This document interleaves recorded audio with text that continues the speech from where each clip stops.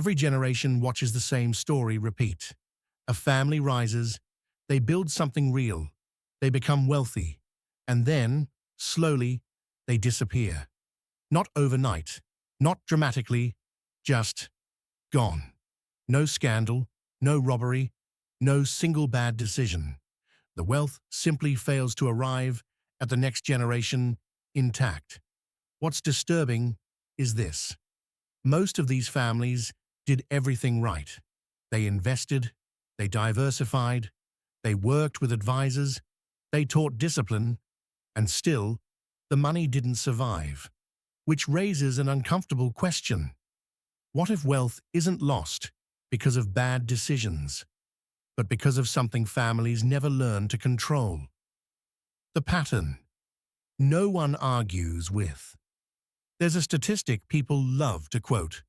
Most wealth is lost by the third generation. But people rarely ask why.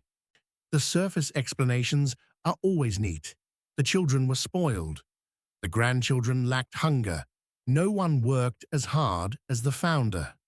Those explanations feel good because they assign blame. But they don't explain something strange. Why do some families survive the third generation effortlessly, while others collapse despite discipline, intelligence, and planning? Same economy, same tools, same access, different outcomes. So the variable must be something else. Why money alone is never the problem. If money itself caused collapse, every wealthy family would fail. But they don't. Some families lose everything quickly. Others quietly persist for centuries.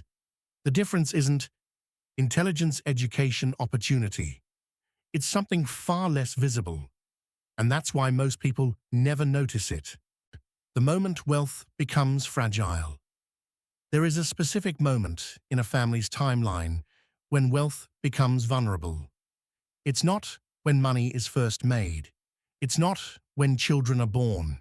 It's not even when inheritance begins. It's the moment wealth changes behavior. When decisions start to shift. When conversations sound different. When money stops being a background tool and starts influencing identity, emotion, and posture. Most families never notice this transition, but the families that last design around it. A strange observation about old money. If you ever observe families that have been wealthy for generations, you'll notice something odd. They don't talk much about money. They don't display it aggressively. They don't explain it. They don't justify it. In fact, and they often seem less interested in money than people trying to become wealthy. This isn't coincidence, and it isn't humility. It's strategy. Why visibility changes behavior. The moment wealth becomes visible, it starts doing something dangerous. It begins to invite reaction. People behave differently. Expectations form. Pressure appears. Opinions enter the room. None of this helps decision-making. And none of it existed when the wealth was being built. This is where cracks begin. The invisible pressure. No one talks about. Visible wealth creates invisible obligations to spend, to support, to signal success, to maintain image. These obligations don't show up on balance sheets, but they quietly influence risk tolerance, investment timing, family dynamics, emotional decisions. Most families never account for this, or the ones that last do. Why most advice fails. Traditional financial advice focuses on returns, allocation, growth. But generational survival is not a math problem, it's a behavioral containment problem. And behavior doesn't respond to spreadsheets, it responds to structure. The unasked question. Here's the question wealthy families ask, but never publicly. How do we prevent our own wealth from changing us? Because once it does, the clock starts ticking. By the time most families realize their wealth is at risk, the damage has already happened. Not financially, behaviorally. The numbers still look fine, The accounts still exist.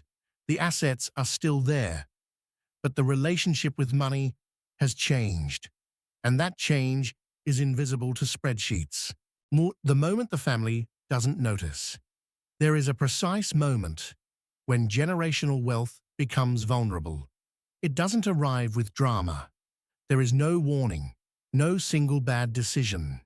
It begins when money stops being a background tool and starts becoming a presence. It enters conversations. It influences tone.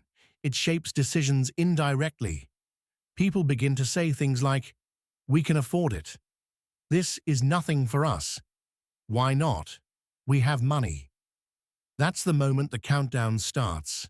Not because spending is wrong, but because money has entered identity.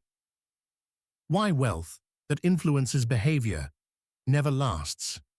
Money was never meant to lead behavior. When it does, it introduces distortion. Risk tolerance shifts. Time horizons shorten. Egos inflate. Fear becomes louder. The family doesn't notice this because everything feels justified. They tell themselves, "We earned this.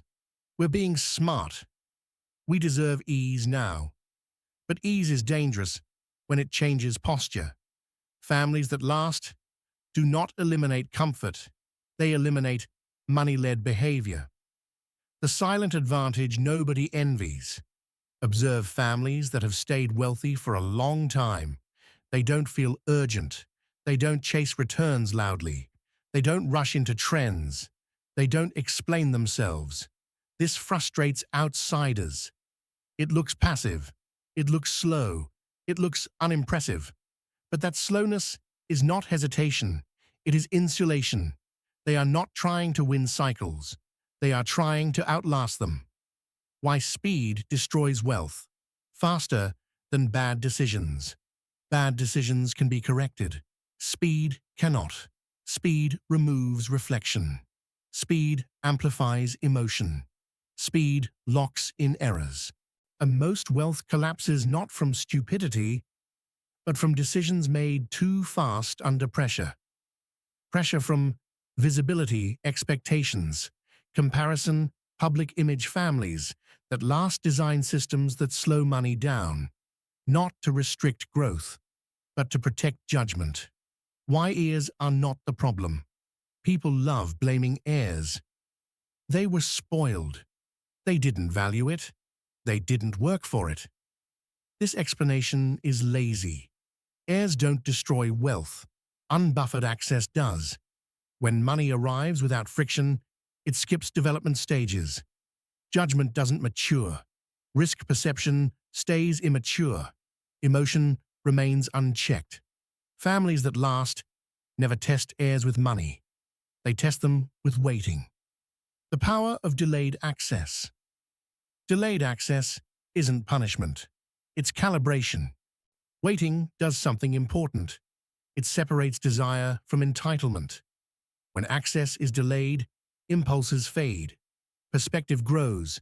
Identity stabilizes. Money becomes optional, not defining. And only money that feels optional is safe. Why visibility creates invisible handcuffs. The more people know about your wealth, the fewer options you have. Prices adjust. Expectations form. Conversations shift. You are no longer negotiating freely. You are negotiating from a perceived position. Families that last avoid this trap. They let others underestimate. They let assumptions float. They let silence do the work. Uncertainty is leverage. Why silence is a structural decision. Silence is not secrecy. It is control over narrative. When wealth is quiet, fewer opinions enter decisions. Fewer people feel entitled. Fewer emotional reactions are triggered. Silence reduces interference. And interference is the true killer of long-term wealth. The internal family effect. No one discusses. Most families collapse internally before they collapse financially. Resentment, comparison, unspoken expectations, perceived favoritism. Visibility amplifies all of it. When everyone knows who has what, everyone starts counting. Families that last remove the scoreboard. Not everyone knows everything. Not everyone needs to. This isn't deception. It's preservation. Why fairness is not equality. One of the fastest ways to destroy generational wealth is to confuse fairness with sameness. Families that last understand this quietly. They distribute responsibility differently, access differently, timing differently, but because wealth is not constantly visible, these differences don't feel like injustice. Silence prevents resentment. The emotional temperature test. Here is a test wealthy families use unconsciously. Does money increase emotion in this situation? If yes, it is dangerous. If money raises excitement, fear, pride, or urgency, it is influencing behavior. Families that last keep money emotionally cold, not cold-hearted, cold-influenced. Why ego is the most expensive expense. Ego doesn't show up as a line item, but it drives over-expansion, public risk-taking, reputation spending, image protection. Ego loves visibility. Quiet systems starve ego, and ego-starved money survives longer. The turning point. Most people miss. At some point, families that last make a quiet shift. Then they stop asking, how do we grow faster? And start asking, how do we reduce exposure? Exposure to emotion, opinion pressure, identity. This shift is invisible to outsiders, but it changes everything. Why this rule can only work quietly. The moment you announce this rule, it stops working, because people misunderstand it. They think it's about hiding, or fear, or insecurity. It's not. It's about controlling influence. Money that influences behavior too strongly cannot be trusted across generations. The rule, finally stated, very late. Here is the rule, stripped of romance. Wealth must never be the loudest force in the family, not in decisions, not in identity, not in relationships. When money speaks too loudly, judgment goes quiet. Families that survive reverse that. They silence money so thinking can stay clear. Why this rule protects wealth across generations? Because it does one thing better than any strategy. It keeps humans human. It assumes emotion, anticipates ego, designs around weakness. It doesn't demand discipline. It removes temptation. And wealth protected from human weakness lasts longer than wealth managed by it. Most money disappears because it becomes powerful too soon. Powerful over behavior. Powerful over emotion. Powerful over identity. The families that last never give money that authority. They keep it quiet. They keep it distant. They keep it contained.